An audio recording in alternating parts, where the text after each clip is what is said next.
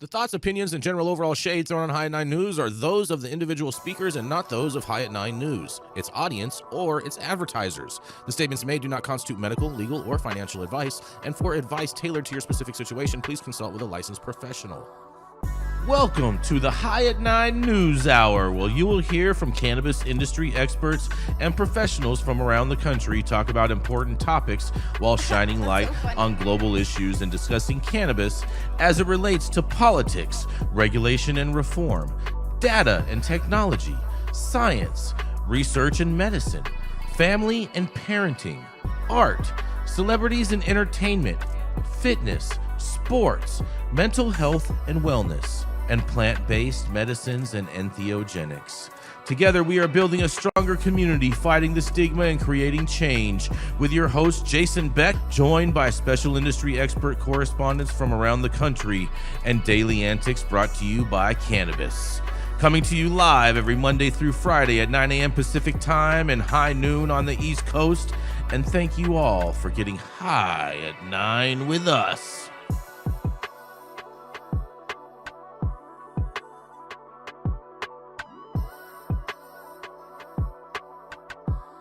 Stuff. Yes, good morning, you guys. It is January 26th, 2026, and today is a National Green Juice Day today, you guys. Green juice. Yes. Good stuff. Yeah. Followed by National Peanut Brittle Day. Okay. I don't think most people know what peanut brittle is anymore. Are you serious? Hate it. You don't like it, Jesse? Hate it. Wow. Hate peanut brittle. Wow. Interesting. Disgusting. I know what to get you next Christmas now. When you're just doing just peanuts and sugar, it's disgusting. Oh, man. So you don't like honey roasted peanuts either? That's a little different. For some reason, that one I can handle. I mean, because that's just sugar and peanuts too. Peanut. I don't know what it is about peanut brittle. Okay. But yeah, I don't like peanuts and ice cream either. All right, fair enough. Jesse has an unhealthy aggression against peanuts and sugar. That's right. Interesting. Well, it's also National Spouses Day. Shout out to Gwen out there in the comments. Much love to Gwen. Yes. Oh man, let's see. And this is one of my favorites of them all, you guys. This is one of my favorite days every year. National Bubble Wrap Day. Oh, I thought you were going to say National Gay Day. Whoa. I don't even know why you would even say that. So weird. I was just That's a great day too. Just a joke. Just jokes, Jason. Just jokes. I was thinking more like maybe under 5 feet day. National Pinocchio Tribe Day. Everyone under 4'11". There you go. And just so you know, Michael, that would be actually called National Spinners Day as opposed to National Short People Day. But would it be spinners though? Because like, what if you're not, petite kind of spinner? Doesn't they have to be kind of petite? Whoa. I mean, but when you're that short, how fat can you really get, Michael? Oh, I've seen it.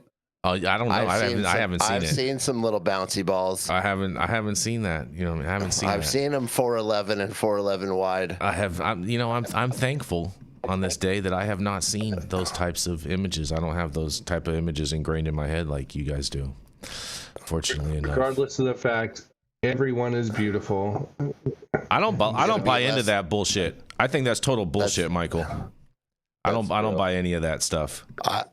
I'm with you, Jason. Yeah, that's total bullshit. Sorry, that just there's a line. Yeah, there's just an excuse for people to be unhealthy and not take care of themselves. I don't buy into that. That's right. Ridiculousess. I would agree with that too. Yeah, just take control. Take but we're going to see less of that with Maha. That's right. We're going down a path of less of that in our country, which is great. Thank God.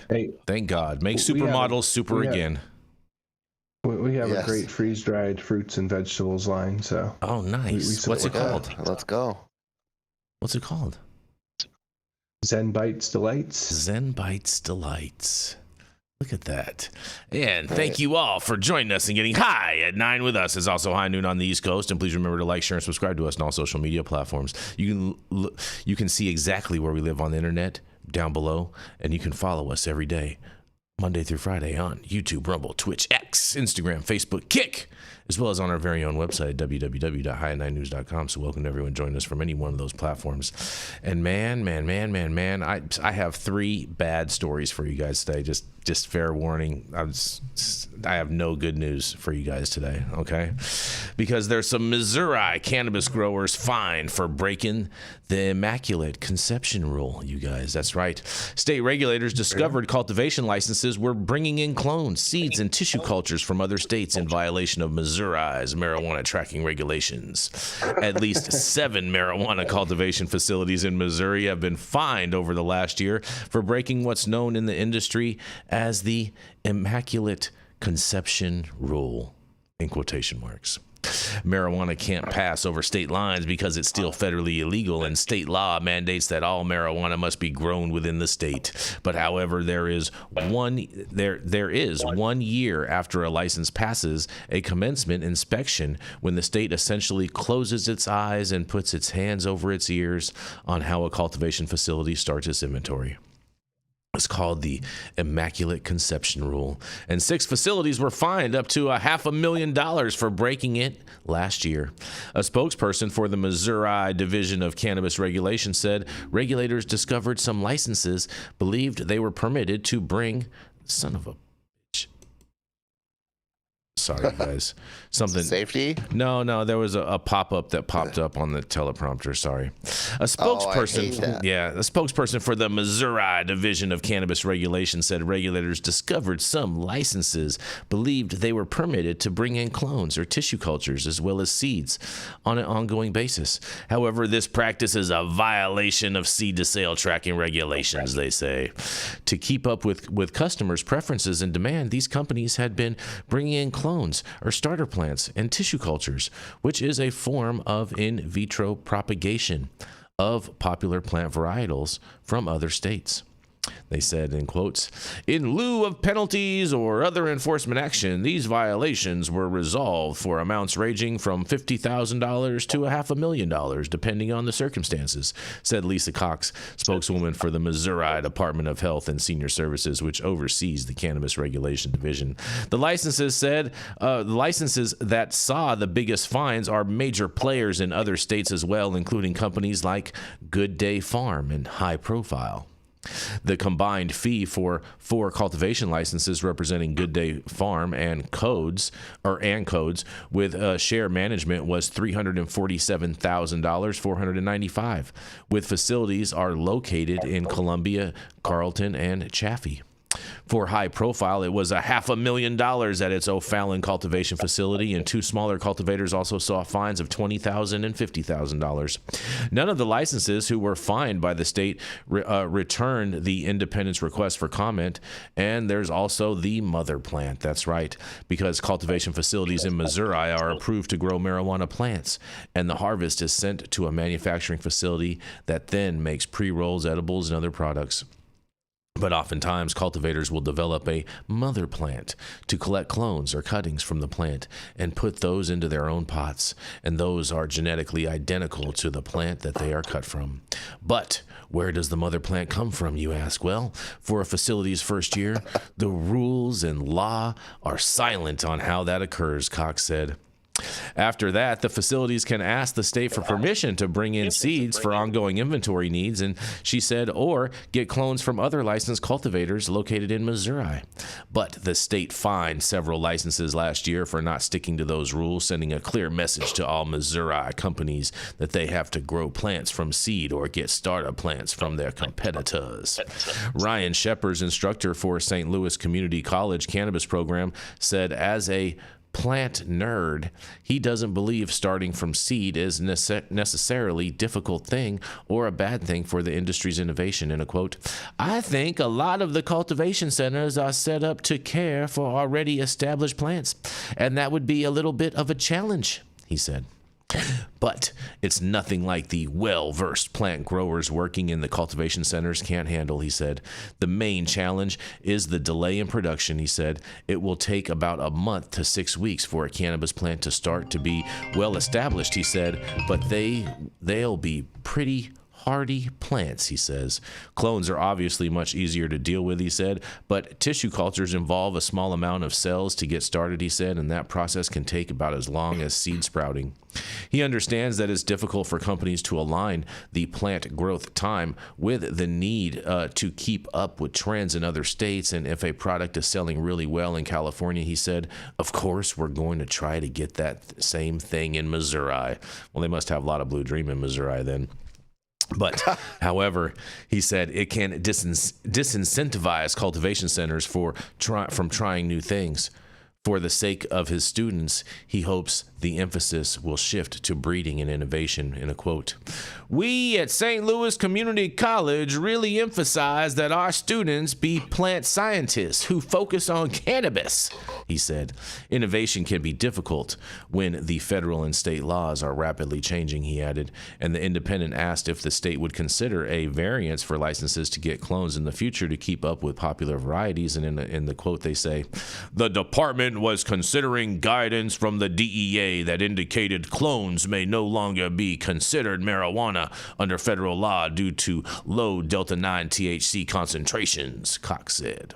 But however, she said recent changes to federal law may change the status of seeds and clones, and she was referring to restrictions on hemp that were passed as part of the federal spending package last year and will be effective in November. So the department will need to follow how federal guidance, Cox said, and interpretation develops over the next year before it makes any changes or rules to the processes. Man, Florida, immaculate conception. They just turn a blind eye for 6 months, and then all of a sudden now they want to come in and fine you guys for this stuff later on down the road when you're trying to bring better genetics to your customers. This is so crazy.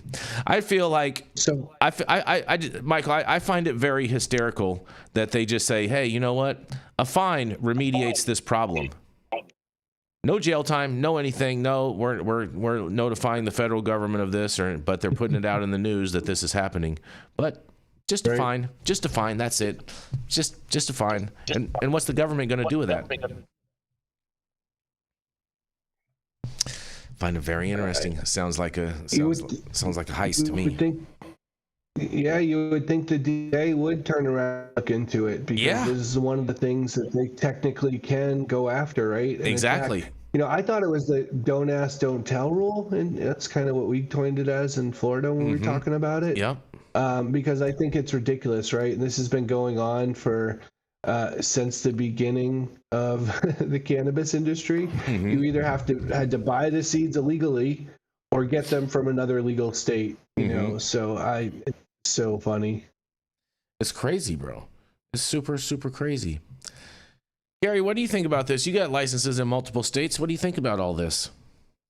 Well, I think it's more evidence of the kind of gap in regulatory education and understanding of this whole industry, because as Michael said, it's always been, when we'd open a new grow, somehow you found seeds. And then the DEA said that seeds weren't a controlled substance, so that became okay. And then when they changed the law, or at least rewrote it this past November or October, they said that seeds can't be transferred over interstate lines. I continue to be confused, because whether it's seeds or even clones, if you test them, they're not going to test above 0.3% Delta-9. So technically they're hemp, and technically they could be transferred anywhere you want to transfer them. I'm not following. I must be missing something, because that can't be the case. Well, I can tell you this much, Gary. All the times that I was raided, I used to always sell plants also. And what the DEA, when they would come in on a raid, what they would define as a plant was whether or not there was roots or not. And so if there were no roots, in the plant, then they could not legally take that. They would have to leave that behind. But no matter what the size or THC concentration or anything, if it had roots, they were taking it, they were destroying it, and that was the end of the story. So how does the plant not have roots? When you make a cut, you make a cutting, it takes I see. Yeah. Yeah. A clone. Yeah. When you cut clones, those don't have roots until the roots grow. I don't know what is that distinction. The DEA made that distinction. I know, but I don't know where they're justifying that distinction. Because I believe it's in the definition of a plant, and then the definition of a plant would be, a green leafy substance with roots that extend into the exterior ground and or whatever, and that's how they come to that definition. Except that if it tests below, it's not. So I don't follow. Yeah, but they never did testing back then, Gary, and they know testing is bullshit, anyways. Well, this is now though. This is now in Missouri, and maybe the reason Missouri didn't, like you said, bust them because they realized they couldn't. Well, they could. I'm not even sure if they can find them. I don't know whether the guy who's getting fined $500,000 is going to contest it. So I would say, in the criminal context, I think potentially what the issue is it a seed or a plant that you have the intent or know is going to be above the 0.3%, right? So that's really where they'd probably come after them, regardless of whether or not they could prove it. If they had information, like at the go, Michael, right? Like now, if they come in on a grow, but if they have plants that are cultivated or that product on the shelves or in harvest, a bowl, then I think that they could potentially have that. Michael, to that point, if I was a prosecutor, you know what I would say? I would say, good damn and well they had the intent because of testing that nothing sells unless it's 28 or higher percent THC on the shelf. And these people were growing for the purpose of selling. And so therefore, you can reasonably assume that any plant that they purchased was going to test higher because otherwise they wouldn't be purchasing it in the first place. That's a really weird stretch of an argument. No, that's not. Not at all. Because one day it's going to be but that destroys the entire hemp moving seeds under the hemp law anyways, at what you're saying. Because if it's possible for the plant to go above, then it makes everything illegal. Yeah, no, because it's more not necessarily the possibility of it, because I think that's a different question, is if I'm acquiring it for the knowing that it is going to, with the intent to put it above. Exactly. Yeah, that's but how do you prove intent? I just proved intent. One of the hardest things to do. No, because if you're 100%. if you're an operator and you're purchasing plants, okay, or you're purchasing whatever, the intent is for it to test higher than that, so then that way you can sell it. Otherwise, maybe it's 100% because they pay rent. They pay rent on these places. They pay mortgages on these places. It's all based off your square footage versus your production rate, which cuts down to your COGS and all of that. There's no way anyone could argue that there was an intent there. That's total bullshit. They could possibly even go like into their store and say, look at all these strains. You don't have one that's under 0.3%, so why would you have these? Whether or not they would, and this is an extremely difficult prosecution. And I think I would have a ton of fun with that, making them kind of look like idiots. But I think it's a possibility. That's all I'm saying about it. I'm just saying. It's like a Coke can. And you getting charged with possession of paraphernalia because you cricked it up and put holes in the middle of it to smoke something out of. Whether or not you had it or not, it's still paraphernalia, right? Well, so it still becomes a crime once you change that form of it. So. Well, shout out to Brian Dombrowski in the chat. He says, so every state license program is a loophole. Yeah. Yeah. Oh, that's so funny. That's so funny. I don't understand how these people are getting busted for this. Well, it's because they have track and trace. So easy to cover. Well, no, because they have track and trace, and all of a sudden they never had fun candy lollipop strain in their thing, and now all of a sudden it's brand new in their metric, in their SKUs. That's how, Jesse. It's not rocket science. It's not rocket science to cover your tracks either. Well, you're not gonna say that it's, you know what I'm saying, cotton candy number 1 and then cotton candy number 2. These people aren't smart enough to do that. But that's what I'm saying. I understand that. I understand. That's why I said that. Because it's a pretty low level of intelligence to be like, I'm going to buy 10 seeds from somewhere, call the name that I want to grow and a clone. Well, these people and throw away the 10th seed and say that was these people, the clone Jesse, was the seed. But this is the thing, Jesse. These people want to buy fresh mints gushers because they don't have fresh mints gushers, but they see that it's selling in California, so they want to be able to have that. They want to be able to have that on their menu to sell. So how do you get fresh mint gushers any other way? You have to enter it into your catalog and your metric, Jesse.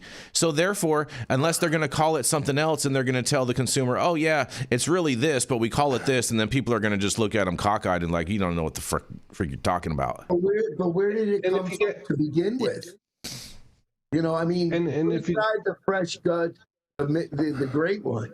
Well, they had 6 months. Where did they came from? They had 6 months to turn a blind eye, and they said basically after that 6 months, you know what I'm saying, we're not turning a blind eye anymore. Well, what I wonder is what the law reads, because I don't see that. I've never heard of a law like that where we're not going to enforce it for 6 months, but after that we will. Well, I mean, Kentucky did a very similar thing with their whole program where they had a you know, don't ask, don't tell policy. Hey, you know what? You guys can go and get clones. Just get these things going and get them propagated and get them popped up and and we're not going to ask any questions. The state of Kentucky, the governor's office said that.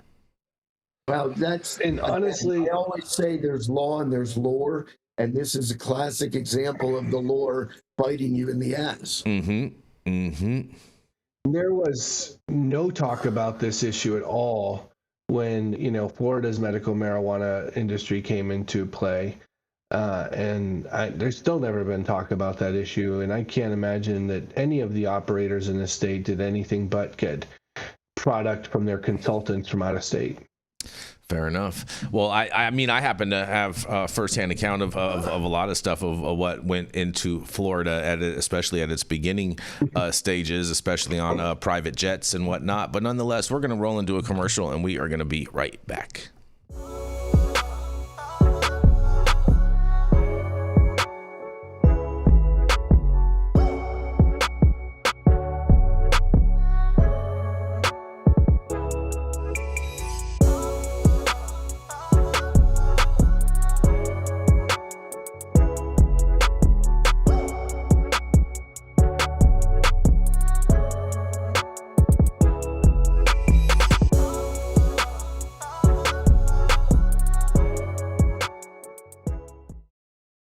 Oh man, you guys in your word salads, man. Well, Michael, I have this story. That's actually for you and for Gary, I think, because a Florida woman is charged with 12 counts of identity theft in a marijuana petition scandal, says the AG, you guys. That's right. A Florida petition circulator is accused of turning in voter signature sheets into a trove for identity theft. And investigators say the trail of fraudulent registrations led straight back to her. Prosecutors say 41-year-old Tegan Marie Tagarucci of Tootsville exploited her role as a paid petition circulator for Smart and Safe Florida by collecting signatures for the group's adult use marijuana amendment and then using signers' personal information to submit fraudulent voter registration applications without their permission. Investigators found that Torgan Hukiachi attended multiple events to gather signatures for ballot initiative 2501, which seeks to legalize adult use cannabis in the great red state of Florida. And after collecting petition forms, she allegedly stole the personal details of those who signed and used that information to fill out and submit falsified voter registrations. She now faces 12 counts of identity theft, 12 counts of submitting fraudulent voter information, and 1 count of identity theft involving more than 10 people, according to AG Utheimer. The investigation was conducted by the Office of Election Crimes and Security and the Florida Department of Law Enforcement after a report from the Charlotte County Supervisor of Elections flagged irregular registration activity tied to the petitioning effort. Attorney General James Upmeyer condemned the scheme, calling it a direct assault on Florida's election system and vowing accountability for anyone involved in similar conduct. And the case will be prosecuted by the Office of Statewide Prosecution in the 20th Judicial Circuit Court of Florida, according to a news release. Man, this is right in your backyard, Michael. This lady say, hey, sign my petition, and I'm going to steal your identity while we're at it. What do you got to say about this? 20th Judicial Circuit? Ooh, she's going to have some problems there. It's like Manatee, Sarasota area, I think, or a little further south than that. Mm-hmm. No, actually, yeah, Sarasota's 13. So almost like the Charlotte County area, I think, maybe. Oh, wow. Yeah, I think that our state's going to try to make an example out of her, 100%. So you would agree that her goose is cooked then, right, Michael? Absolutely. Gary, how would you feel if someone stole your identity from a voter petition roll? For the purpose of filling out a marijuana petition, I'd say, what is wrong with you? I mean, does it surprise you? Why would you do that? I mean, it's unnecessary. It's clearly against the law. Who is driving this person to do something as stupid as that if they did it? Mm-hmm. Particularly giving, Ronnie D and his cohorts a softball to go after something that they've been creating kind of false issues with voter registration and petitions. Now they've got one that they can sink their teeth in. I just don't see why somebody would do something like that. But they, it sounds like they did, maybe. I don't know. Sounds like they did to me. I mean, Jesse, you think this is going to stop people from wanting to sign petitions going forward? The fact that, I mean, we have a comment right now that said, I'm going to rethink signing things like that. Exactly. I mean, I would. I didn't even know that was possible, really. I mean, think about it. You're getting their whole information. You're getting their name, their address. You're seeing how they sign their signature. I mean, all of a sudden, you know what I mean? A good chunk, yeah. Yeah. It gives you a start. Especially if these are homeowners. I mean, that's all the information you need to be able to change someone's property title.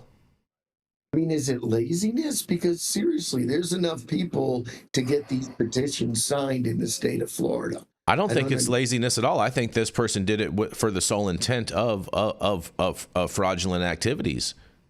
But the person didn't win financially to it. It's only hold on. That's yet to be.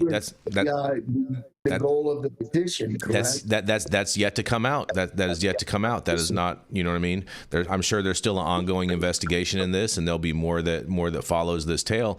But I do agree with you. I do think that there is. I think there is more to this story than what this has alludes to, and I don't think that this person just did this ID fraud in the sense to re-register voters or whatnot. I mean, these people are obviously already pro-cannabis that are signing the petition, so there's no need for them to re-register them to ensure that they're a yes vote. But I'll tell you what, when all of a sudden you got 150 people, you know what I'm saying, all registered at the same address, there's something fishy going on. So I would think, if anything, maybe she was using it to register them. Because, and I don't know what the petition structure is now as far as pay, but sometimes they get bonuses if they have a certain amount of petitions per hour or whatever and things like that. Mm-hmm. So if she was registering them, then to have them sign the petition so that she didn't have to go out and work to get the petition signatures signed, that's probably, unless she wasn't stealing the identity for other reasons, that's probably what I think her jam was. But Michael, that doesn't make sense to me. This identity. That doesn't make sense because you don't sign a petition unless you're a registered voter, because you're supposed to put your address of where you're registered to vote at. So that doesn't make sense. 100%. So what I'm saying is she was registering people to vote, and then herself filling out and creating fraudulent petitions and submitting those based on that information she just submitted to the register to vote. You know what I'm saying? Oh, so can't vote twice, right? Only in Chicago under daily politics. But I mean, you're right. You could only register for a petition once. What good is stealing the identity and then having them sign the petition again? That's why I think there's more to this story. I think there's some home title theft involved in this. That's why I'm saying the person who was doing the fraudulent voter registration was also the one that was filling out and fraudulently submitting the petitions to get paid. Mm-hmm. Maybe that's it. Mm-hmm. But it's pretty. I mean, we got bunches of fraudulent petitions that were like definitely all in the same handwriting by people either went onto the voter rolls and just looked them up and then filled out their information or what. I don't know. Yeah. I don't know how they were doing it or why, but I can definitely say that it was probably a thing, just to make some extra money. If you put in 50 or whatever extra petitions out of 200, say you collected, and you get a bonus for that, worth it to some people, unfortunately. Fair enough. Well, this is interesting. We're going to follow this story along, but I mean, it doesn't look good. I mean, especially, man, what if this person was directly requested to work from Kim Rivers? Man, that's going to lead to a whole other can of worms in this story. But you never know. Nothing surprises me anymore. Nothing surprises me anymore. And some of these are like, yeah, Gary. What's that? I'm saying Kim's got a lot of Teflon, so I wouldn't be counting on her getting in trouble. Well, I mean, the last case that we covered involved in this Florida thing, they said that it did lead back to Kim Rivers, so that's why I say I wonder if it will. So we'll see. I mean, dude, her husband was convicted and sentenced for bribery in connection with things that she was involved with, and he still has laid a glove on her. We covered that on High at 9 News also too. Yep. You know what I mean? Who knows? God, that saga is so interesting. Of course. So good. I've had a couple of reporters call me over the years, kind of wanting to go. There's a lot of information out there. Yeah. Regarding how that whole process went down, from many different angles, and then the whole medical marijuana ballot petition, and not moving to horizontal integration, and it's just Florida's industry has been a mess. Oh yeah. I mean, I raised the question of is it a breach of fiduciary duty for her shareholders to spend $200 million? I think so. To get adult use in Florida. Maybe it is. Maybe it's worth it. If I was a shareholder, I would say that it is. I would assume that there's absolutely no way that she hasn't had the authority to do so. I kind of thought after the first one and she lost, maybe that may have an impact on her, but she kept going strong. She's going to lose again this time. And double dipped, has another chance of losing, and I don't think they'll do anything, because I honestly think probably the X event is worth it to them. She wouldn't be doing that without approval of the board, right? It depends on how they're. Way. Well, no, but doesn't it depend on? I think it would depend on how the bylaws are written, though, Michael, because she may be able to override the board. Yeah, no, I absolutely. I doubt she needs board approval, but to be honest, I'm sure she controls the board anyway. So it doesn't spend $200 million. Tricking ain't easy, Jesse. I suppose not. Yeah. And on that, we're going to roll right into attorney at law, Mr. Michael Minardi. He's an attorney out in the great red state of Florida that helps cannabis patients, advocates, businesses, and hemp companies navigate the complex regulatory framework, not just in Florida, but across the country. And you can find him at his own law office at Minardi Law. It is none other than Mr. Michael Minardi. Good morning to everyone on the West Coast, and happy high noon to those on the East Coast. Yeah. So, this one's near and dear to my heart. I like seeing it, and I have a case here coming up on February 10th related to a similar issue. Oh boy. Fed should consider relaxing marijuana drug testing rules for transportation workers, Congresswoman says. A Democratic Congresswoman is pushing the federal government to consider relaxing the strict drug testing rules for transportation workers that punish people for marijuana use outside of work hours and doesn't actually lead to being high on the job. Rep. Emily Randall told colleagues at a hearing this month that current policy is impeding efforts to ensure that there's a robust workforce to staff ferries that are popular from transportation in her home state of Washington. Congresswoman, who is a chair of the Congressional Ferry Caucus, said lawmakers need to open to creative solutions to the problem, not creative. Federal regulations require drug testing for some maritime employees in safety-sensitive positions, including ferry workers. We could consider relaxing the rules around recreational marijuana use in states where it's legal, as long as it's not used on the job and outside a certain window before their shift. Right now, you could drug test positive for a month or longer after using legal recreational marijuana in Washington and be unable to find a work as a ferry operator, Randall said at the Member Day hearing before the House Transportation and Infrastructure Committee. Randall is co-sponsoring legislation to federally legalize marijuana, promote equity, and address the collateral consequences of prohibition. The Marijuana Opportunity Reinvestment and Stringent Act passed the House twice under Democratic control, but has not advanced in the current Congress. While the bill would deschedule marijuana by removing it from the Controlled Substance Act altogether, the Trump administration is actively considering a proposal to move cannabis from Schedule 1, the CSA, to Schedule 3. Last month, the U.S. Department of Transportation published a bulletin advising that all sensitive safety workers must still comply with federal drug testing requirements, even as the president is directing the AG to complete a cannabis rescheduling process. While the department didn't quite specifically that it would change if the reform is ultimately enacted, it in effect said nothing has changed for now. DOT clarified that until a PAM body finalizes the rescheduling action, marijuana remains a Schedule 1. Therefore, it remains unacceptable for any sensitive employee subject to drug testing under the Department of Transportation regulations to use marijuana. Additionally, until the rescheduling process is complete, the Department of Transportation drug testing process and regulations will not change. Transportation employees in safety-sensitive positions will still be subject to testing for marijuana. Furthermore, the department's guidance on medical and recreational marijuana and CBD are still in effect. Laboratories, medical review officers, and substance misuse professionals must still comply with existing drug testing rules, so there are no changes to your roles and responsibilities as they relate to marijuana. We'll continue the monitor the rescheduling process and update the transportation industry as appropriate, the department said. We want to make sure the assuring traveling public that our system is safest it can be, possibly be, even though we do allow for opiates and other prescription medication. While it seemed as if DOT was leaving room for possible internal policy change if scheduling is ultimately finalized, Transportation Secretary Pete Buttigieg said in 2024 that placing cannabis in Schedule 3 wouldn't affect drug testing policies for commercial truckers, noting that the department specifically lists marijuana as a subscreen.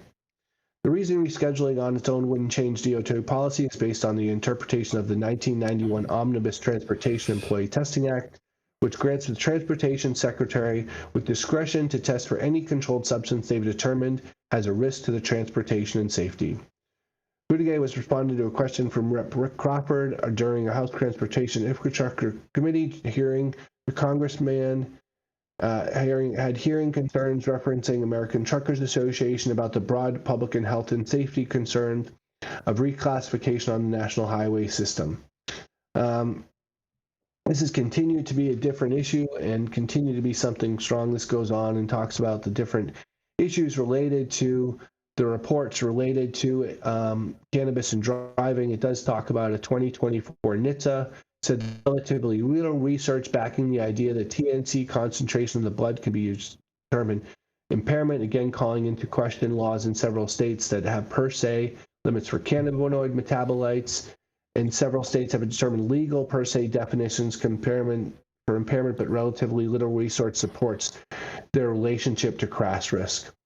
So this is continuing to be an ongoing and moving target. Again, these policies typically do allow people to use other prescribed medications, and I think it continues to be cannabis discrimination for the DOT and employers throughout this nation to not allow medical marijuana and recreational marijuana to be used off-site while they're not on job or coming to work under the influence. What do you guys think? Well, what Democrat is going against this, going against the president on this? She's from Washington, dude. But she was a senator. Are we talking about the little? Against the president? Oh yeah, this is going against the president. She's saying, "Hey, Mr. President, you shouldn't do this because of the roads." That's how I understand this. Because we're worried about our truckers. To be relaxed. I don't know. She's saying that. Yeah, she's saying that the drug testing that currently exists should be relaxed because of what Trump is initiating. That's not how I heard it. Well, you'll have to listen again. Maybe, possibly. Did I read the wrong article? No. I think Jason tuned out for a minute, and he just pulled a few of the words and heard what he heard. Democrat. Yeah. Get him! Kill him! It's like a pit bull. Yeah, get him. Yeah. No, she's trying. She's going to relax. She wants relaxed drug testing because of the executive order in national jobs that are related to transportation. I think that sounds reasonable. I know that's kind of an oxymoron with a Democrat and reasonable, but that sounds reasonable. I feel like there's some strings attached somewhere. Yeah, that's what I was going to say. Is it sounds like there's some strings attached, or she's just really kind of like going for the voter and being like, "See, I'm a cool person." Mm-hmm. Exactly, right? Jesse. Yeah. Well, especially here in Washington, the way that the weed industry is structured in Washington, there's so many people involved, and there's so much money going around from the industry, and so much taxes. She's probably speaking to that.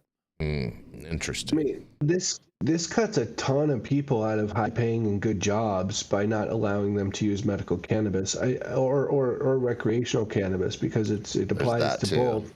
And I think it's absolutely ridiculous that they continue this policy, knowing being moved to Schedule 3, and we have a president talking about all seniors using hemp and CBD and putting out that video and saying Medicare should cover it, and still someone who uses it instead of Xanax or Ambien or opiates, CBD even, can't be a trucker not using it on work hours. I mean, I think it's a travesty, and it's another one of these hypocritical considerations that they're doing to prevent people from wanting to work and get good paying jobs, because truckers can make $80,000-$100,000 a year.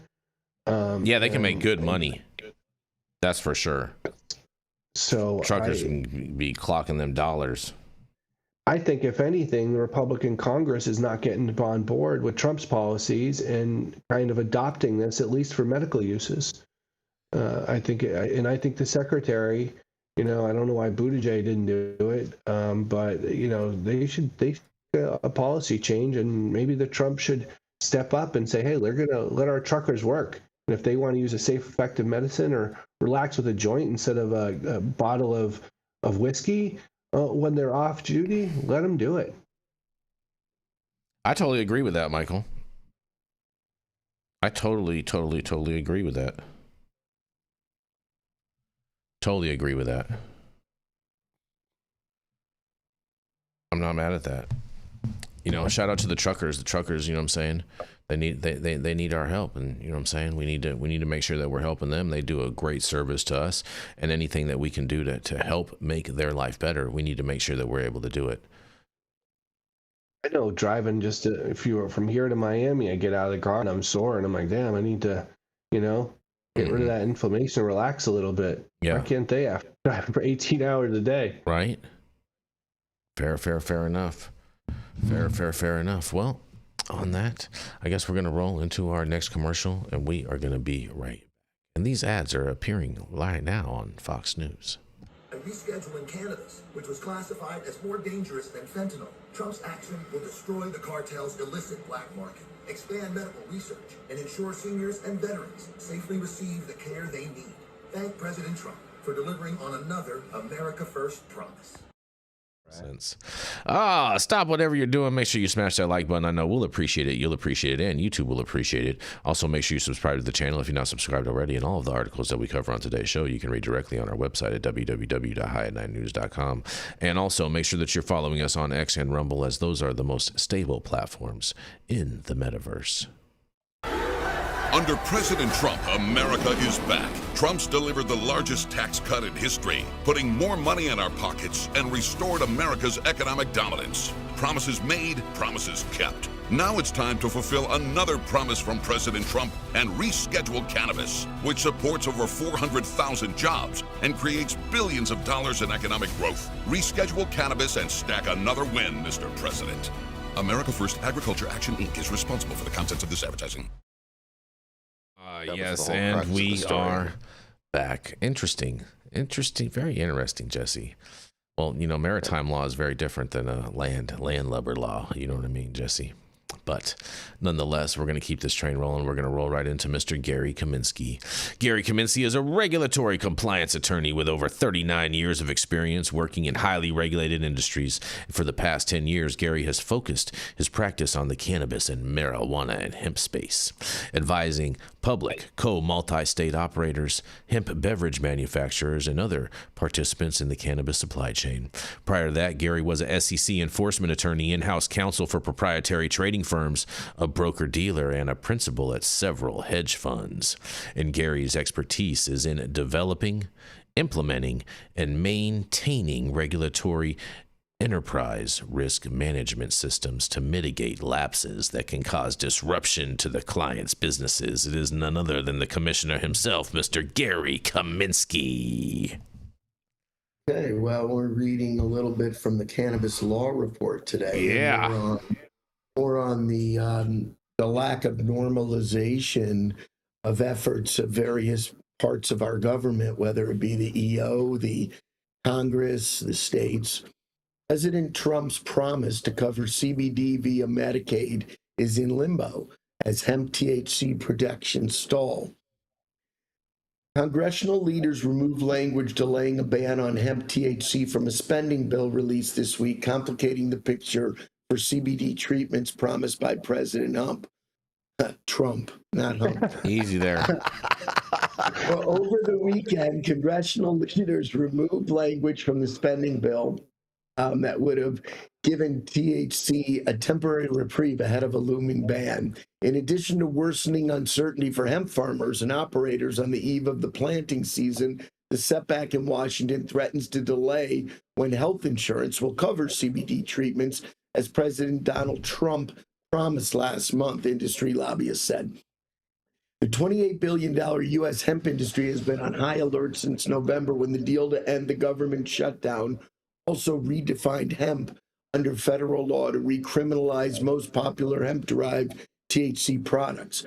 Starting in November, hemp-derived products are limited to no more than 0.4 milligrams of THC per package, a restriction that advocates say also criminalizes non-intoxicating CBD. With a temporary spending package set to expire at the end of January, lawmakers are working on another funding bill.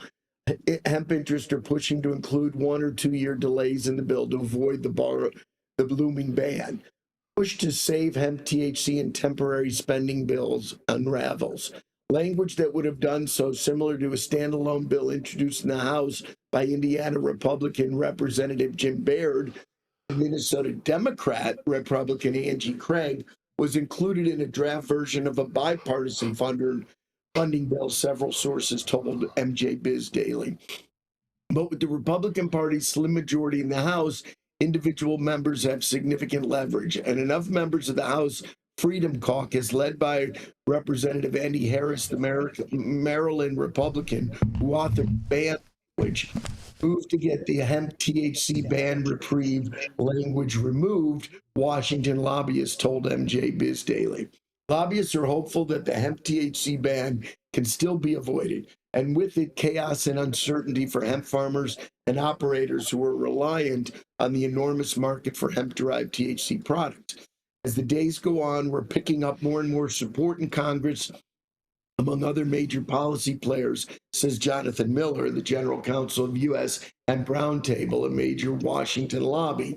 I'm cautiously optimistic we're going to get an extension, he added. We might not get it at the end of this month, but I feel we'll have a lot of momentum to get one over the next several weeks before it's crunch time for our farmers with their planting decisions. In addition to Harris, hemp THC has powerful enemies, including retiring Kentucky U.S. Senator Mitchell McConnell. But it's not just hemp farmers who need Congress to act. Much of the cannabis industry's focus over the past month has been on marijuana rescheduling, which Trump directed the Justice Department to finalize with his December 18th executive order. However, the same day, Trump administration officials promised seniors that they'd be able to seek reimbursement through their health insurance providers, including Medicare, non-intoxicating CBD-based treatments. Reimbursements for up to $500 for CBD products that meet local and state quality and safety standards could come as soon as April, says Dr. Oz, administrator of the Center for Medicare and Medicaid Services. A pet project of Howard Kessler, a Florida billionaire and Mar-a-Lago club member who personally lobbied Trump on the issue. Insurance coverage for cannabis treatments could significantly boost cannabis operators' bottom line. So far, the CMMS has not released further details. When will Congress move to cover CBD-saved hemp-derived THC? That's partially because doing so would require Congress to reconsider its classification of hemp-derived CBD to ensure seniors can access CBD products they have found beneficial for pain, Trump said during an Oval Office signing ceremony.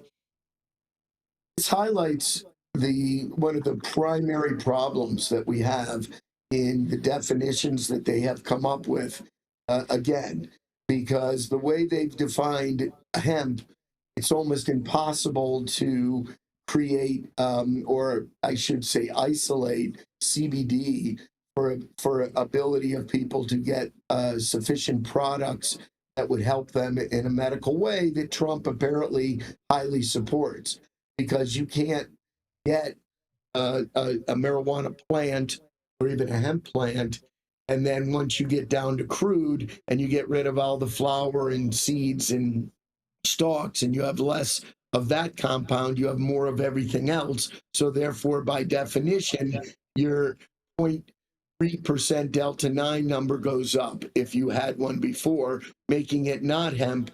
And this new law makes it clear that that is marijuana. So therefore, you can't even make CBD products because they will be using full spectrum oil that would test at a level that would be deemed to be marijuana. This is something that they continually don't understand. Whippy has been an issue, but one has been one of these dirty little secrets for the last 7 years, where they allowed Whippy to travel around the United States, work and process hemp extract. And they need to do something about that if they realistically want to free up certain cannabinoids like CBD for everyday use. Again, normalization of regulatory mandates and education would certainly help. That's my thought here. Michael, you want to? This sounds like a legal kerfuffle to me. It's all schematics. I agree. It is. Well, you know that in the beginning, right? Yeah. And obviously, I'm hoping that they do extend this and push it. But this whole made-up distinction, I think, as someone said, it's all the same plant recently.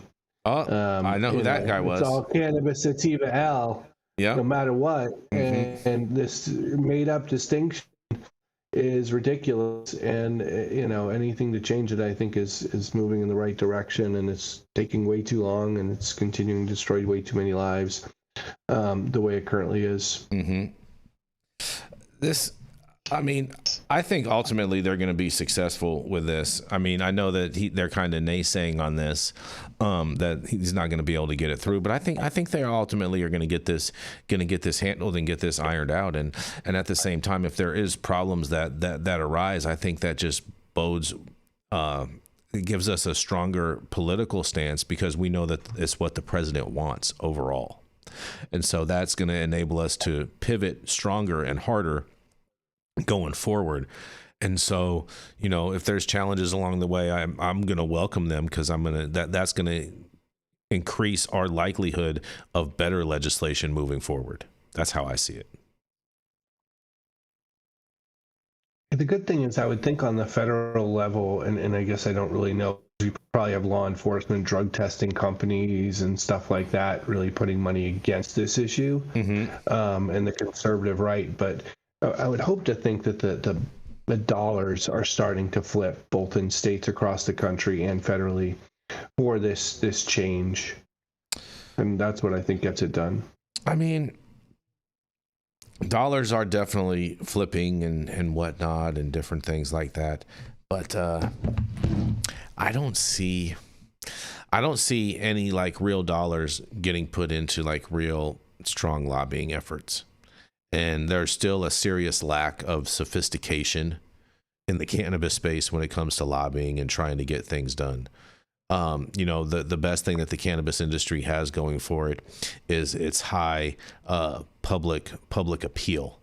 That's the best thing that it has going for it overall. So that, you know, when it polls overwhelmingly that Americans want this to be done, that's the best thing that they have going for it. But a majority of the people that are trying to do this on the federal space just don't have the federal know-withal on top of the actual adequate financial support from the industry to actually get something meaningful done. The reality is that the nail polish industry is more politically astute than the cannabis industry. Well, it's not because there's not money. It's because that the cannabis industry is so much infighting. That's a big deal of it. You're 100% right on that, Jesse. You're so right about that. But even when there was money, they still didn't want to spend on it. They didn't understand it, and they didn't understand how to quantify ROI for the money that they're putting out. You know what I mean? In legislative fixes. Well, that's what I'm saying. Yeah.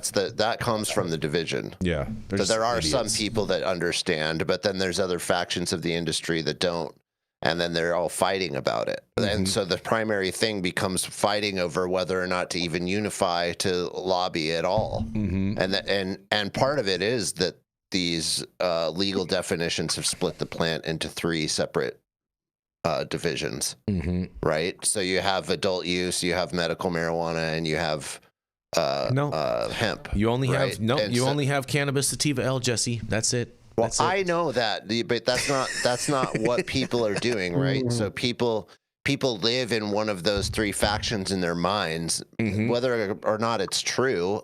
It doesn't matter. They still live there, and they still act like that's the way that it is. So you can't have those. One of the big problems is that those 3 factions aren't uniting. So you have $60 billion of an industry that's split apart and spending most of its money fighting themselves.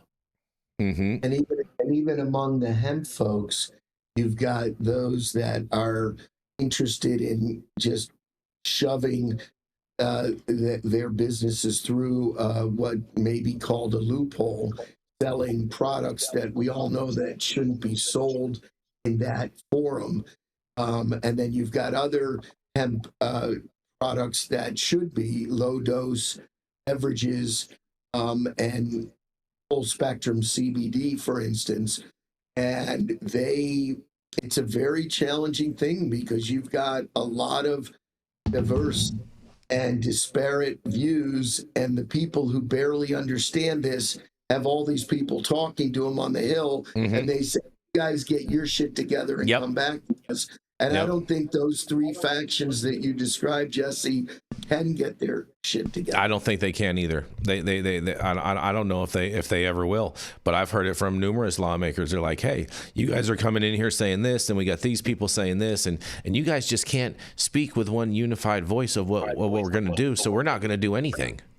And that's how all of these staffers and whatnot view the situation. And the problem when hemp first started showing signs of a life of an industry, people took advantage of it. There were some bad actors, and they just were. And then the THCA flower came around, which just made it completely ridiculous, because that's just weed.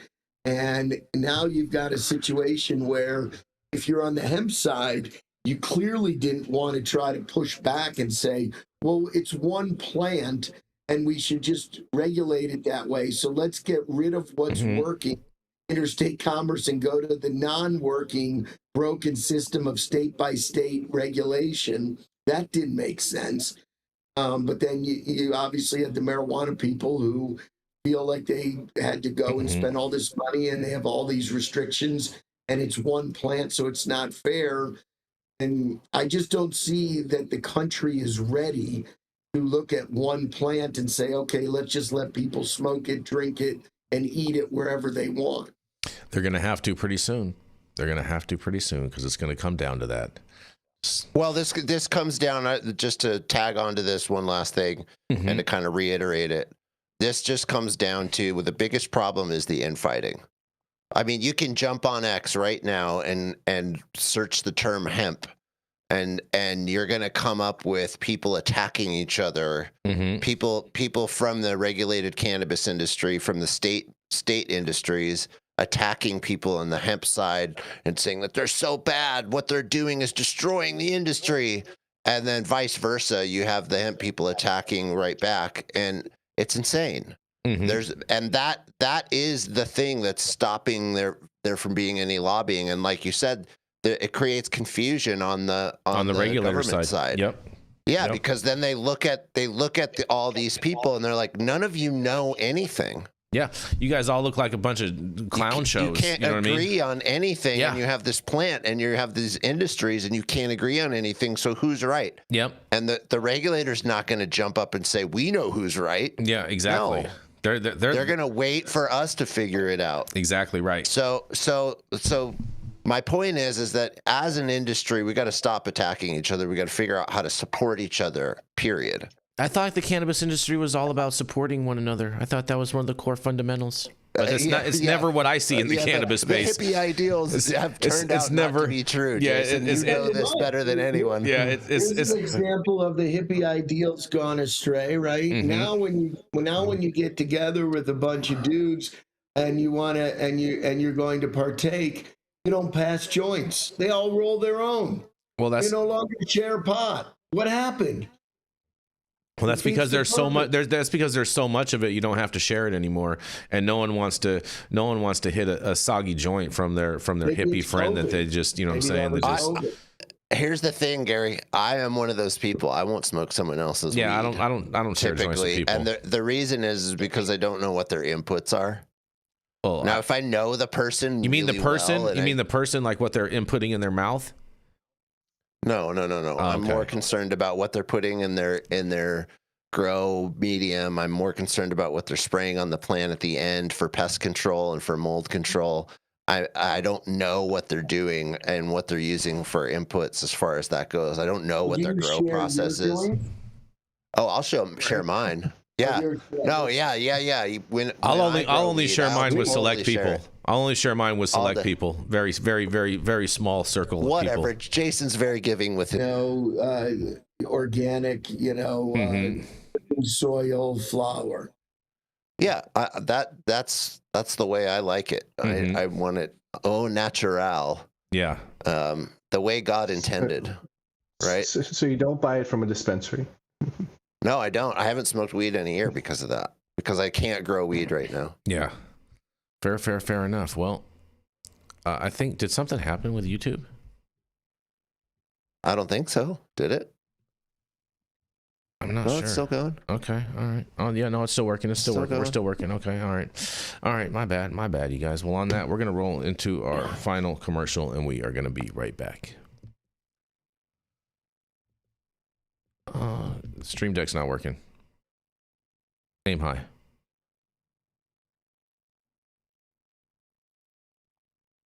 There we go.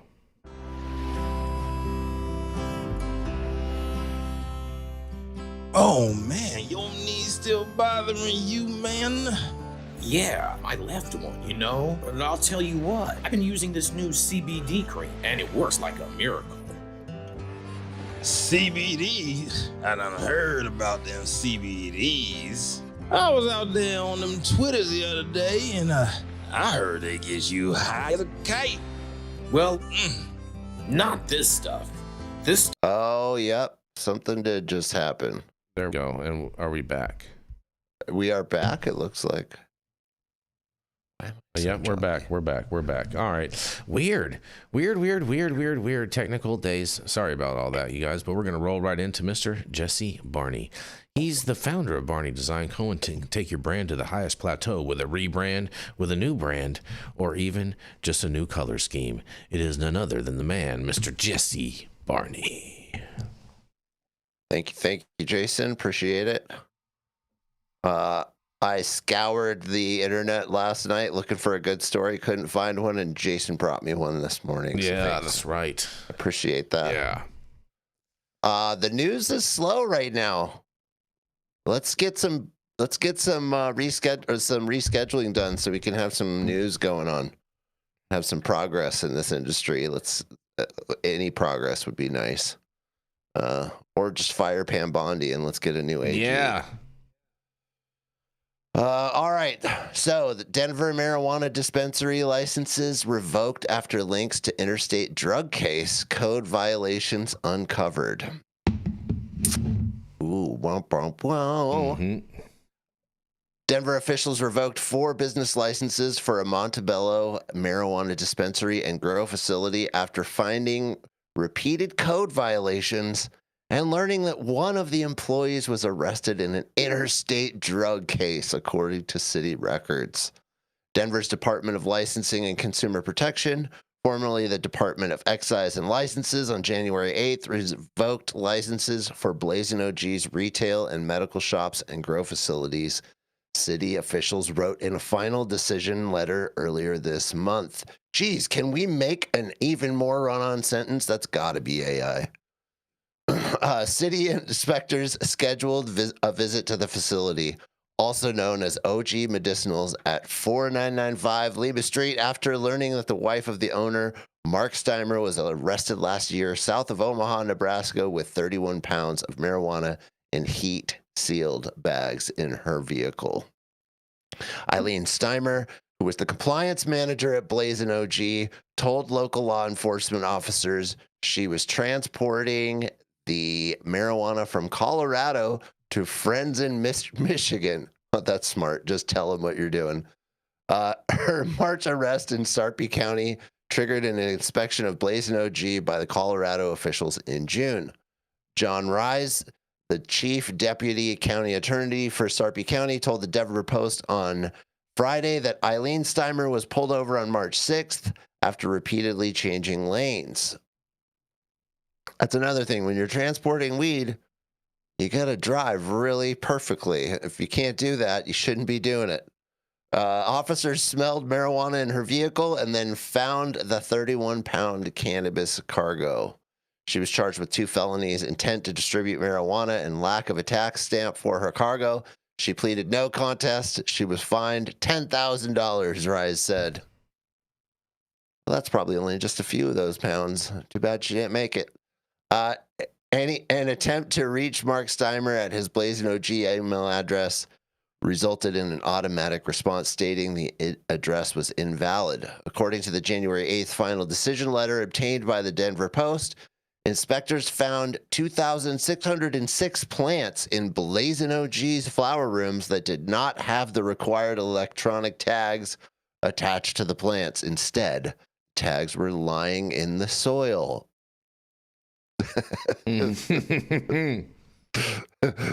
Molly oh, that's a fun last name. Duplician. Duplician. There's so many ways you could pronounce that. Executive Director of the Department of Licensing and Consumer Protection also ruled that Blazin' OG had broken the rules around required signage at limited access areas. For example, a medical dispensary area was missing a restricted access sign. The signs are required to clearly mark areas where customers are prohibited from going, the letter read. The areas missing the signs are areas in which marijuana is grown, where money is kept, and the area behind the register. Blazin' OG was also accused of failing to store security camera footage for the required 30 days, instead retaining only a single day of footage. The inspector found it suspicious that the video footage was missing when he made his inspection, according to the letter, especially since it was determined that Steimer had been informed that the state's marijuana enforcement division had concerns about the facility's operations. Well, when you're informed, you clearly are going to keep the footage that shows that you're creating or committing crimes or even just disobeying compliance.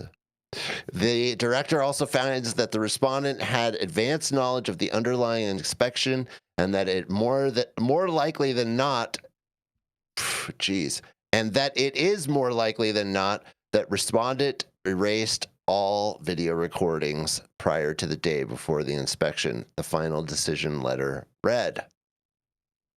The final decision letter went on to say that on July 28th, the Department of Licensing and Consumer Inspection ordered Blazin' OG to appear for a hearing to show why its licenses should not be revoked. No one from the company showed up for the October 9th remote hearing, the letter says. Steimer told inspectors that his dispensary hadn't been in operation for most of 2024 and all of 2025 and was in talks with potential buyers to sell the licenses for the store, the letter stated. That doesn't excuse Blazin' OG from following the city and state's regulations, said Eric Escudero, spokesman for the Denver Department of Licensing and Consumer Protection. If a marijuana cultivation business stops selling their product, their business does not turn into a large home grow, which would be unlawful, he said. The tracking requirements for marijuana cultivated at this business were still required during all of 2025. Throughout 2025, this business was licensed in Denver and had the requirement to track their cultivated marijuana, maintain video surveillance, and maintain required signage under state and city law. This sounds like a story where someone's on a coke binge and is just forgoing all of their responsibilities and just like, I'm not doing it like that, so it doesn't matter. No, the law still applies. This is hilarious. They're done, right? Yeah, this sounds like they're just toast. Don't operate your business like this. That's the lesson here. I'll toss it over to you guys and see what's up. Man, I mean, something has to, you know what I'm saying? Something has to change. Colorado, their market is just like going kaput anyway. I mean, so they got to do something to bring in some revenue. But this is not the way to do it, you guys. This is not the way. Definitely not the way. Man. What do you think, Michael? I mean, they're bungling every single thing. Every single step of the way. You can't even drive normal when you're transporting cannabis from one state to another. I mean, and it's not like they have like crazy icy roads where it's the slip and slide out there. No, she was just repeatedly changing lanes. Yeah. So she was weaving and bobbing. Maybe she's just an efficient driver, Jesse. Like you? Yeah. I would find it highly unlikely that you would drive your normal way if you were transporting over 30 pounds somewhere illegally. You'd be surprised, Jesse. It's you'd be surprised. You'd still take that risk. This is the thing. This is how I see it, Jesse. This is how I see it. It's all about it's a numbers game all the time with getting pulled over, right? You drive X number of hours, you're going to get pulled over X number of times. It's just kind of like a rule of thumb. There's an algorithm to getting pulled over, okay? And so especially the way you drive, the more you're able to minimize that time, the less likelihood you have of getting pulled over. Oh, this is bad math, Jay. You just did girl. That was girl math. No, that bro. is not girl math, bro. That's reality. Yes, it was. Yes, it was. That was fully girl No, math. no. That sounds like to me a good client math. Yeah. I am a good client. Exactly, I am a good client, Michael. You are right about that. Guaranteed to become a client. Yeah, and the repeat offender with that attitude. Hey, you know, Exactly. I'm consistent. I'm consistent. I hold true on, you know what I'm saying? I'm very consistent on that. You know. That's awesome. Now maybe, you know, she's just complacent. She'd done the run so many times. She's just like, you know, like, nothing's going to happen. Mm-hmm. She was driving from Colorado to Michigan. And that sounds like a great transport run. That doesn't sound anything illegal there. She just wanted to share 31 pounds with her best friends in Michigan as gifts. Yeah, it doesn't even make sense. Like, that's not a money run. I mean, you're not going to make money transporting weed from Colorado to Michigan. Hold on a second. Who in Michigan is buying Colorado weed in the first place? They got it all twisted right there. Yeah. There's many things wrong with that. Yeah. It sounds more like personal use to me. I bet you she was driving this Colorado boofcakes over to Indiana, but said that she was going to Michigan. That would make more sense. That would make more sense. Wouldn't necessarily help her in her defense, right? It's illegal however you look at it. Yeah, but we're not talking about her defense, Gary. We're talking about what's reality. Oh, yeah. I'm trying to think of why she would even say that. Right. Like why you would need to transport, 31 pounds from Colorado to Michigan. It's all like dirt cheap. It's all THCA. It's all THCA, you guys. All of it.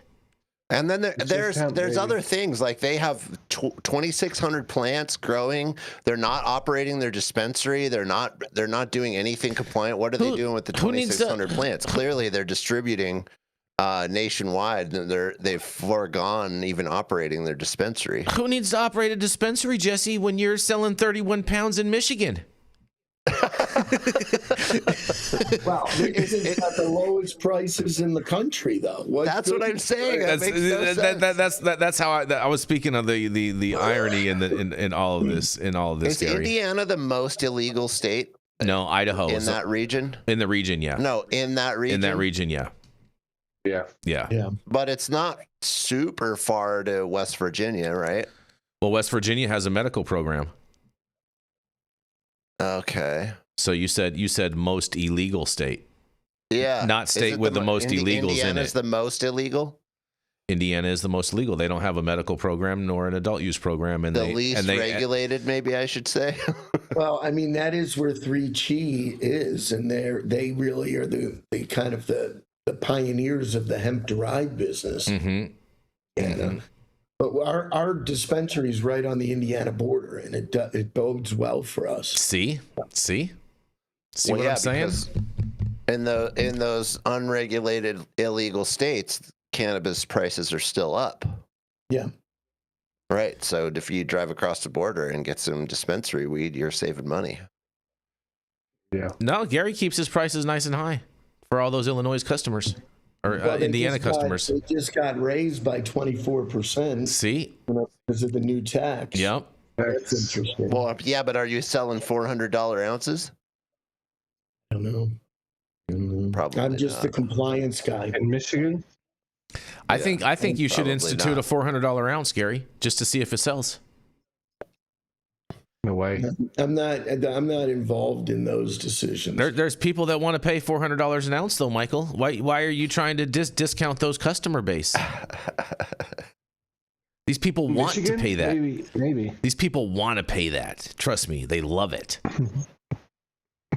They love it. They don't feel like they're getting good stuff unless they are paying those types of dollars. Makes sense. Gary Brandon Krieger in the comments asking where your shop is in. Old Water. Old Water. There you go, Brandon. What's it called? It's called Banzin, but it's in Coldwater, Michigan, right? That's Banzin. the border. Okay. Shout out to everyone working over there at Banzin in Coldwater, Michigan today. You know, freezing their tails Go off. Coldwater. Yeah, yeah. They should have They should have put a last name on your town, Gary. Last name of Hash. That would have made more sense. Hash, Yes, Coldwater Hash. Yes. Well, I have one final story for you guys, and we're gonna roll back to California for this. And man, I told you I didn't have any good stories today. Couldn't find not a one positive story. Because there's an illicit cannabis cultivation operation leads to a discovery of an underground bunker and a large cache of illegal firearms here in the Golden State. That's right. Multiple firearms and thousands of rounds of ammunition were recovered in Anderson, California, following a tip, that means someone snitched, and subsequent investigation that led to an illicit cannabis cultivation operation in an underground bunker. In December of 2025, the California Highway Patrol, better known as the CHP, or CHIPS, Northern Division Canine Unit, received information about a suspected illegal marijuana cultivation operation on a property in Anderson.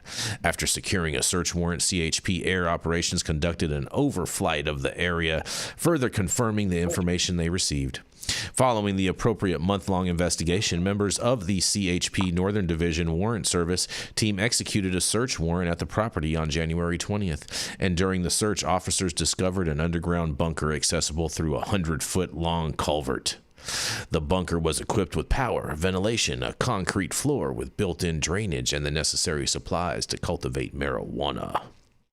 In addition to the bunker, officers seized 13 firearms, 4 soft body armor vests, 30 high-capacity magazines, and approximately 10,000 rounds of ammunition, including armor-piercing rounds.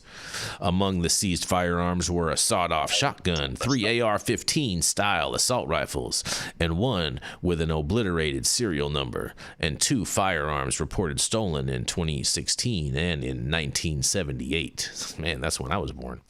In a quote, "This operation went far beyond an illegal grow, and the combination of a hidden bunker and a alarming cache of illegal firearms and ammunition highlights the threat posed to public safety. I am proud of the tireless work of our Northern Division personnel that led to this arrest," by CHP Northern Division Chief John Pinoli. Michael J. Camelfort, age 40, of Anderson, was arrested and booked for the following charges, you guys. That's right. 30605A PC, possession of an assault rifle. 30600A PC, manufacturing of an assault rifle. 33215 PC, manufacturing of a short-barreled rifle. And 32625A PC, possession of a machine gun. 3265B PC, converting a firearm into a machine gun, and 23920 PC, possession of an altered firearm serial number. 24610 PC, manufacturing and possession of an undetectable firearm, and 496A, possession of a stolen firearm. Not to mention 29180B PC, manufacturing of a ghost gun, and 30315, possession of armor-penetrating ammunition, and finally, 32310C PC, possession of high-capacity magazines. And they say the investigation is ongoing as detectives continue to follow up on additional leads. Wow! Sounds like they found the armory over here in Cache, you guys. What do y'all have to say? They never mentioned how many plants they found, or how many pounds of weed, or how much money they seized, just the guns. What's going on? Well, that's always the big story. Ah, man. You know, right? That's what I'm saying. Really need those guns? Is it? I guess in retrospect, they put themselves in harm's way unnecessarily. It seems like. I don't know, man. They were they were waiting for the zombie apocalypse. Where was this again? Anderson, California, Northern California. Where's Anderson? It's in Northern California, Jesse. Well, okay, that tells me a lot. I mean, it's better than telling you it's in Montana. No, there's California's a massive state. Northern California is huge too. Here we go, Jesse. Okay, Anderson. okay. It's on the Shasta Cascade. Okay. Let's see. It's okay. It's on the east side of Shasta. Yep, it's in Shasta County. It's near Auburn, Reading, Cottonwood. You know. Okay. Now it's right off the 5. Yeah, right off the 5. Exactly. Okay. Yes. They were shooting up bang bang, bro. They were, you know what I'm saying? They were getting ready for the zombie apocalypse, Jesse. Well, that area of California, it's hard not to, if you're growing illegally, it's hard not to be armed because robberies are every day. Yeah. So, I worked with many a grower up there, and anytime they went to sell a bunch of packs, they would roll armed because they weren't going to risk being robbed. Yeah, exactly. I'm not going to risk it. You know what I'm saying? These crazy people, you don't know what these crazy people are going to do out there. That's just part of the game up there. Yeah, it just is what it is. You know what I mean? Yeah. Any other thoughts on this, Michael or Gary? Shoot them up, bang bang. To have those guns with them, man. Can't have those things together. I just find it interesting that they only talk about the guns and not any of the other cannabis charges. I just find it very interesting. The guns are what make it a federal crime, right? Well, some of the guns are what make it a federal crime. Not necessarily. And the guns would really just change the ultimate seriousness of defense overall. Yeah. Right. Exactly. Yeah, we had one like that up here in I don't know, maybe Pasco or something county not too long ago as well. A couple months ago, where they found a ton of weapons. It's just, you know, it's always the best when they find those caches over in Polk County, Michael, because then you get Sheriff Grady Judd out there doing a whole press conference on his YouTube channel, and he's very entertaining. Oh, he does it with anything. He's interesting man, tell you that much. He believes in what he says, though. Yeah, no he matter does. How crazy some of it is. Yeah. He He literally sticks to his guns, Michael. Yes, he does. Man, armor-piercing bullets, Jesse. Jeez. You know, it's funny because I was talking with someone, and you know, we were talking about how the Second Amendment is really what protects us in America as an invasion. You know what I'm saying? From being invaded, it's not necessarily the strength of our military and whatnot. And they were using the reference of, do you know how many deer tags were sold in America this last deer season? No, that's actually an interesting stat. 9 million. Okay. I would have thought 9 million deer tags. So he paints the picture of saying, imagine if something was to happen and if only half of those amount of people show up, right, with their guns, right? Show up because all of these people are down to sit in trees for 2 weeks at a time and just eat beans out of a can with no problem.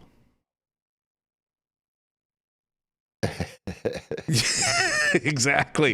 Exactly. And you're not when you talk about that, I mean, those 9 million deer tags, you're kind of like representing that's 9 million rifle owners. It's 9 million. But there's supposedly about somewhere between 400 and 500 million firearms in the country. Well, that's that's Jesse. That's more than, it's like 1.2 per person. And you got to think that those rifle owners that are deer hunting, they probably actually have like 5 or 6 guns each. It doesn't mean they're all legal guns, Jesse. I didn't say that. Okay, just saying, just making that comparison because you know you can't equate the illegal. These are Rambo people. It sounds like the guns. It sounds like in this situation, in this instance, we just named off about almost close to 10 firearms, and it doesn't sound like any of those were legal. Exactly. There we go. I went to a friend's house in Montana, and we went to the top of the ridge, and the guns this guy brought out, he brought a 50 cal sniper rifle out. Yeah. Designed to take out tanks. Yeah. He was a real militiaman. Oh, bro. See, that's what I'm saying. He was like ready to shoot down planes. He was ready to take out tanks. He was ready for everything. And he had enough guns. He had a real storeroom full of guns. He was like, I can have 20 or 30 people come up here and arm everybody. Team America, bro. There's a lot of those people in this country. Don't forget. There is 100%. There's about 9 million of them if you count the deer tags. You're probably probably pretty close. Just saying.